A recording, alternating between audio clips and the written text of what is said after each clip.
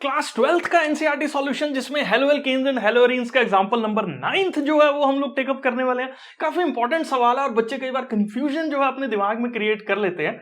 बोला जा रहा है कि ऑल्दो क्लोरीन एक इलेक्ट्रॉन विड्रॉइंग ग्रुप है, सबको मालूम है क्लोरीन का एक कैरेक्टरिस्टिक है कि इलेक्ट्रॉन विड्रॉइंग ग्रुप है, येट ये ऑर्थो पैरा डायरेक्टिंग है, इलेक्ट्रोफिलिक एरोमेटिक सब्स्टिट्यूशन रिएक्शन। बड़े हैवी वर्ड्स हैं भाई, ये सारा जो है वो मैं एक्सप्लेन कर रहा हूं, आपका दिमाग में जो है वो इसको घुसा डालेंगे और इस चीज को जो है वो आप अंडरस्टैंड कर लो। सबसे पहले तो मैं क्लोरोबेंजीन बनाता हूं, ये मेरे पास बन गया क्लोरोबेंजीन।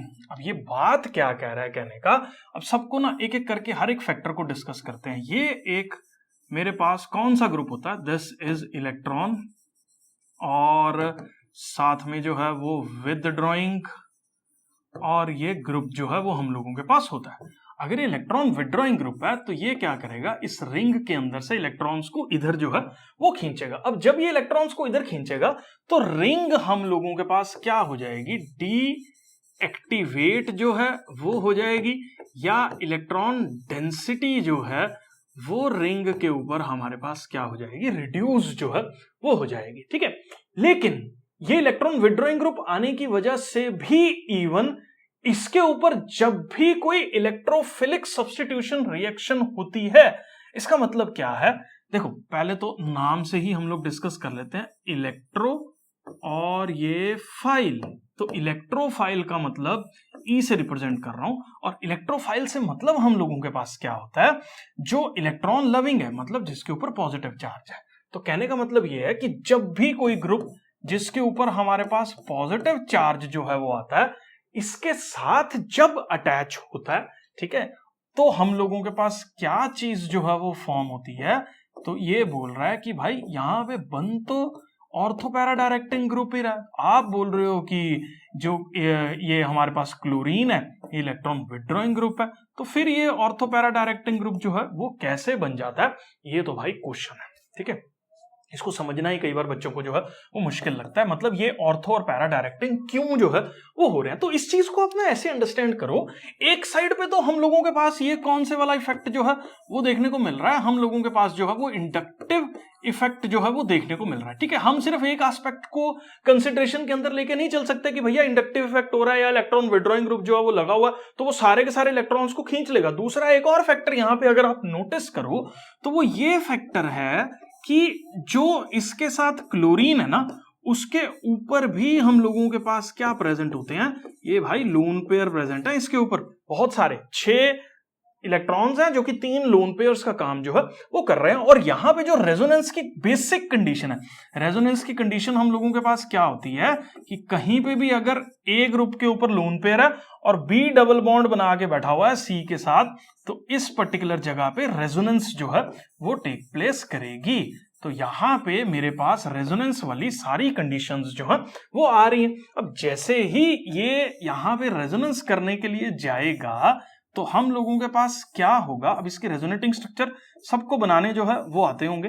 तो यहां पे ये डबल बॉन्ड बना रहा है, अब क्लोरीन ने क्योंकि अपना इलेक्ट्रॉन डोनेट कर दिया तो इसके ऊपर मेरे पास पॉजिटिव चार्ज जो है वो आने वाला है, और ये वाला इलेक्ट्रॉन जो है वो यहाँ पे बॉन्ड ब्रेक हो जाएगा। अब जब ये बॉन्ड जो है वो हम लोगों के पास ब्रेक हो जाएगा, हट जाएगा यहां से, तो हम लोगों के पास इस पर्टिकुलर जगह पे देख लीजिए ऑर्थो पोजीशन है और नेगेटिव चार्ज जो है वो आ चुका है। ऐसे ही ये वाला ग्रुप फिर आगे ट्रांसफर होगा और ये वाला बॉन्ड जो है वो ब्रेक कर जाएगा। और जब ये इस तरह से हम लोगों के पास देखने को मिल रहा है, ठीक है, आप ये सारे रेजोनेटिंग स्ट्रक्चर्स जो है वो इसके ड्रॉ कर लेंगे तो हम लोग बेटर इसको अंडरस्टैंड कर पाएंगे। अब यहाँ पे देखो ये इलेक्ट्रॉन इधर ट्रांसफर हुआ तो यहाँ डबल बॉन्ड बनेगा, मैंने बना दिया, और ये बॉन्ड ब्रेक हुआ जहां पे नेगेटिव चार्ज जो है वो आ गया।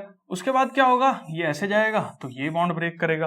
ठीक है, जब ये बॉन्ड ब्रेक करेगा तो हम लोगों के पास देखने को क्या मिल रहा है। ठीक है, अब ये रेजोनेंस में मैं जो है वो आपको बता रहा हूं, क्लोरीन ये यहाँ पे पॉजिटिव चार्ज, यहाँ नेगेटिव चार्ज आ जाएगा, ये बॉन्ड बन गया, ये बॉन्ड बन गया, और फिर ये वापस जाएगा और हमारे पास यही फिर से जो है वो फॉर्म हो जाएगा। अब इसके रेजोनेटिंग स्ट्रक्चर्स में अगर आप ध्यान दो ना, तो इसके अंदर जो ऑर्थो और पैरा पोजीशंस हैं, उन पैरा पोजीशंस के ऊपर जो नेगेटिव इलेक्ट्रॉन की डेंसिटी है वो बहुत ज्यादा हो रही है, ड्यू टू किस वजह से, हम लोगों के पास एक कॉन्सेप्ट रहता है केमिस्ट्री में जिसको हम लोग रेजोनेंस जो है वो बोल देते हैं, जिस वजह से कोई भी जो इलेक्ट्रोफाइल इन पर्टिकुलर क्लोरोबेंजीन वाले कार्बन कंपाउंड्स या एरोमेटिक कंपाउंड्स पे आ रहा है तो वो हमारे पास ऑर्थो और पैरा पोजीशन पे जो है वो अटैच हो जाता है। ठीक है, तो ये इसका कॉन्सेप्ट है। जब बोर्ड्स में आपको सबसे पहले ये रिएक्शन बना देना, फिर ये एक्सप्लेन कर देना कि इंडक्टिव इफेक्ट जो है वो यहां पे हो रहा है, और रेजोनेंस भी सारे स्ट्रक्चर्स बनाने के बाद आप नीचे लिख देना कि रेजोनेंस होने की वजह से जो इलेक्ट्रॉन डेंसिटी है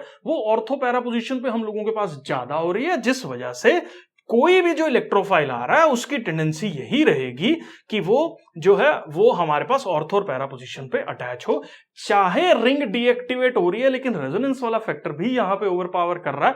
ठीक है, थोड़ा सा कम है बाकियों के कंपैरिजन में लेकिन है। तो इस तरह से जो है वो आप इस कॉन्सेप्ट को आंसर जो है वो कर सकते हो। मैं ज्यूम करके चल रहा हूं बेटा जी, ये पर्टिकुलर क्वेश्चन भी आपको क्लियर है।